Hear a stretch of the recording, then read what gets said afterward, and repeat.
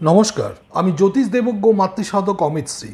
আজকে আলোচনা করব জন্মাষ্টমী নিয়ে। 2024 সালে জন্মাষ্টমী কবে, কখন জন্মাষ্টমী পালন করা হবে বা কোন দিন আমরা জন্মাষ্টমী পালন করব, শাক্ত মতে কবে জন্মাষ্টমী পালন করা হবে, বৈষ্ণব মতে কবে জন্মাষ্টমী পালন করা হবে, বিধিসম্মতভাবে কবে এবং কখন জন্মাষ্টমী পালন করা উচিত, এর পিছনে কি কারণ রয়েছে, জন্মাষ্টমীর দিন কি কি বিশেষ মন্ত্র আমরা জপ করতে বা পাঠ করতে পারি, জন্মাষ্টমীর দিন শ্রীকৃষ্ণকে বা গোপালকে কি উপহার দেওয়া একান্ত প্রয়োজন, কি কি ভোগ বা নৈবেদ্য অর্পণ করা উচিত, এই সব কিছু নিয়ে আজকে আমি আলোচনা করব। তাই ভিডিওটি প্রথম থেকে শেষ পর্যন্ত স্কিপ না করে দেখতে থাকুন। আমাকে যারা ইউটিউবে দেখছেন তারা অবশ্যই চ্যানেলটিকে সাবস্ক্রাইব করুন এবং পাশে থাকা বেল আইকনটি টিপে দিন। আর যারা আমাকে ফেসবুকে বা ইনস্টাগ্রামে দেখছেন, আমার ফেসবুক বা ইনস্টাগ্রাম পেজ ফলো করুন, লাইক করুন। ফিরে আসছি মূল আলোচনা। যারা বৃহৎ কুষ্টি করাতে চাইছেন, অর্থাৎ লাইফ টাইম প্রেডিকশন চাইছেন, অথবা যারা 5 বছর, 10 বছর, 20 বছর বা 30 বছরের ইয়ারলি প্রেডিকশন চাইছেন, তাদের জন্য এক খুশির খবর।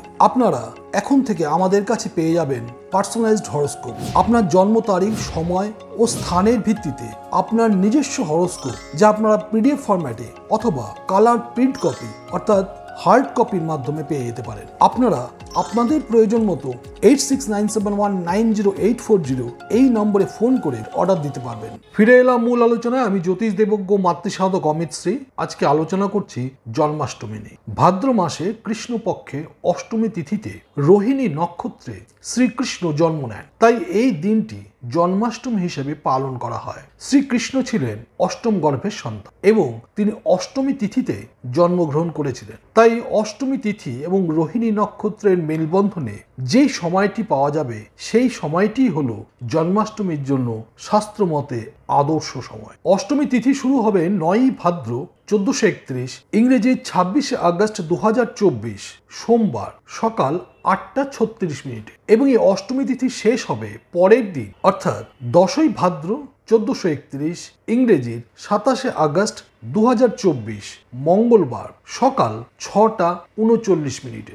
রোহিণী নক্ষত্র শুরু হবে 9 ভাদ্র 1431, ইংরেজি 26 আগস্ট 2024 সোমবার রাত্রি 9:27 এবং এই রোহিণী নক্ষত্র শেষ হবে পরের দিন, অর্থাৎ 10 ভাদ্র 1431, ইংরেজি 27 আগস্ট 2024 মঙ্গলবার রাত্রি 8:32।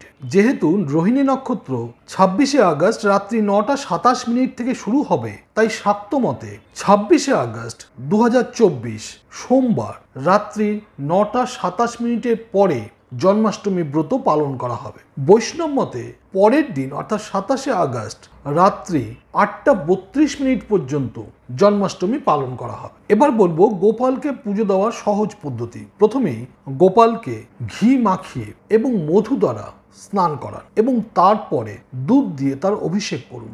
এরপরে গঙ্গা জল ঢেলে একটি পরিষ্কার কাপড় দ্বারা গোপালকে মুছিয়ে তারপরে গোপালকে নতুন বস্ত্র পরান। এরপরে দুটি জিনিস অবশ্যই গোপালকে প্রদান করবেন।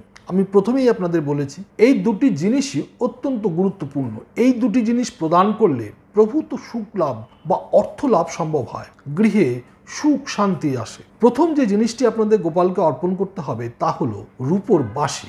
অবশ্যই গোপালকে রূপোর বাঁশি অর্পণ করবেন। এর সাথে একটি ময়ূরের পালক অবশ্যই গোপালকে অর্পণ করবেন। গোপালকে অষ্টপ্রকার ভোগ নিবেদন করলে প্রভূত সুখ শান্তি ও অর্থ লাভ সম্ভব হয়। এই 8 প্রকার ভোগের মধ্যে প্রথম যে ভোগটির কথা বলবো সেটি হলো মাখন, এবং এর সাথে আপনারা অর্পণ করতে পারেন তালের বড়া, তালের লুচি, পায়েস, নারকেলের নাড়ু, মোহনভোগ অর্থাৎ সুজি, খোয়ার নাড়ু এবং ক্ষীর। এছাড়াও আপনারা আপনাদের পছন্দ মতো দই, মিষ্টি এবং বিভিন্ন রকমের ফলমূল আদি প্রদান করতে পারেন। জন্মাষ্টমীর এই বিশেষ দিনে শ্রীকৃষ্ণের অষ্টোত্তর শতনাম অবশ্যই পাঠ করবেন, এতে অত্যন্ত শুভ ফল লাভ করা সম্ভব হয়। এছাড়াও জন্মাষ্টমীর এই বিশেষ দিনে কলিযুগের শ্রেষ্ঠ মন্ত্র বা কলিযুগের মহামন্ত্র হরে কৃষ্ণ কৃষ্ণ কৃষ্ণ হরে হরে, হরে রাম রাম রাম হরে হরে, এই মন্ত্র অবশ্যই আপনারা 108 বার জপ করবেন। মনে করা হয়